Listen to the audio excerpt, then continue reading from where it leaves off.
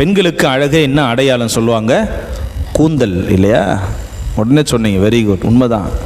அந்த காலத்துலலாம் சிஸ்டருங்களாம் ஆகும்போது என்ன பண்ணுவாங்க?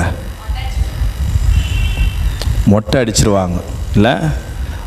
முடிய கீழே. எனக்கு எங்கள் பெரியப்பா அவங்க பிள்ளை அக்கா, எனக்கு நான் 7வது படிக்கும்போது 6வது படிக்கும்போது அவங்க சிஸ்டர் ஆனாங்க.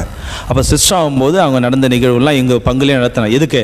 தேவழைத்தல் உருவாகட்டும் அப்படின்னு சொல்லிட்டு பங்குலேயே அந்த வவுஸ்லாம் கொடுத்தாங்க. அப்போ அவங்க வரும்போது பார்த்தா முடி வெட்டிட்டு இருந்தாங்க. என்னடா இது, அக்கா நல்லா இருந்தாங்க நேற்றுலாம், இன்றைக்கி என்னடா முடி வெட்டுக்கிறாங்க அப்படின்னு நம்ம சின்ன வயசில் நம்மள கேட்குறோம். ஏன் அதை அந்த ஒரு செயல் செய்கிறாங்க? அதுக்கு பின்னாடி மிகப்பெரிய ஆன்மீகம் இருக்குது. ஆண்டவரே, உனக்கு நான் முழுமையாக என்னை நான் அர்ப்பணிக்கிறேன், எல்லா விதத்திலையும், உடல் பொருள் ஆவி அனைத்துமே இனி நான் கடவுளுக்கு தான் சொந்தம். கடவுளுக்கு முன்னாடி நான் ஒன்றுமே இல்லை. என் அழகு, என் மேனி, என் ஞானம், என் அறிவு, என் திறமை எல்லாவற்றையும் நான் கொடுக்குறேன். அதுக்கு அடையாளமாக தான் என் தலையில் இருக்கிற அழகான இந்த அழகின் அடையாளத்தையே நான் உனக்கு கொடுக்குறேன். ஆண்டவரே வெட்டு. ஆண்டவருக்கு முன்னாடி மட்டும்தான் அழகாக இருப்பேன், அடுத்தவனுக்கு நான் அழகாக இருக்கணும்னு அவசியமே இல்லை. மரிய மதலைனால் அந்த ஊர்லேயே மிகப்பெரிய அழகி.